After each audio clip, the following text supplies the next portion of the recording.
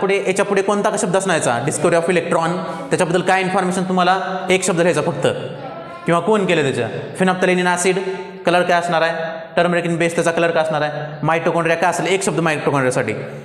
Gravitational ॲक्सिलरेशनची फक्त value, cathode कोणत्या terminal attach करतो तेवढं टर्मिनल लिहायचा.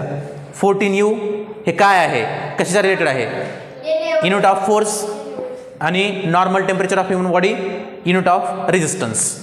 एक शब्द लिहा सर्वांचा. किती येतात बघा तुम्हाला. First discovery of electron, name of the scientist. कोण डिस्कवरी केलं इलेक्ट्रॉनची पहिल्यांदा, जे थॉम्सन. पुढे कोण आहे, phenolphthalein in colourless. Next turmeric in base, reddish brown. Okay trade पण ठीक आहे, रेडिश ब्राउन.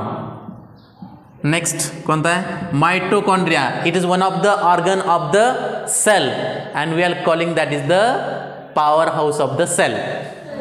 मायटोकॉन्ड्रियाला काय म्हणतो आपण, power house of energy, power house of cell, जिथे एनर्जी प्रोड्यूस होते, स्टोर होते, एनर्जी करन्सी देखील म्हणतो आपण. पुन्हा ग्रॅव्हिटेशनल ॲक्सिलरेशन व्हॅल्यू सिम्बॉल असते, याचा स्मॉल जी असते. काय असते मग व्हॅल्यू स्मॉल जीची, जीची व्हॅल्यू हे असते 9.8 meter per second square. Next आता कॅथोड. कॅथोडचा एक वर्ड काय येणार आहे, कॅथोड कशाला कनेक्ट करतो आपण, कोणत्या टर्मिनलला, negative, connected to negative terminal, connected to negative terminal.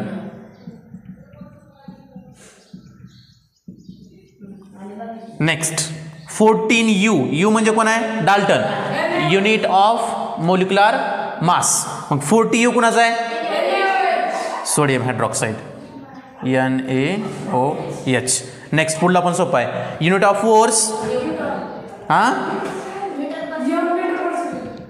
गद्या युनिट ऑफ फोर्स न्यूटन आहे, फोर्स युनिट न्यूटन असणार आहे ना. Next normal temperature of human body 37 किंवा 36 पण म्हणतात, 37 किंवा 7 डिग्री सेल्सिअस.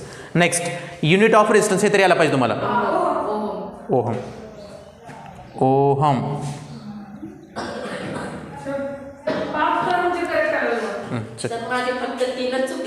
3 चुकले तर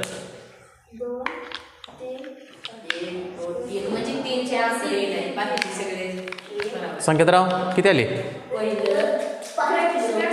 5 आले. किती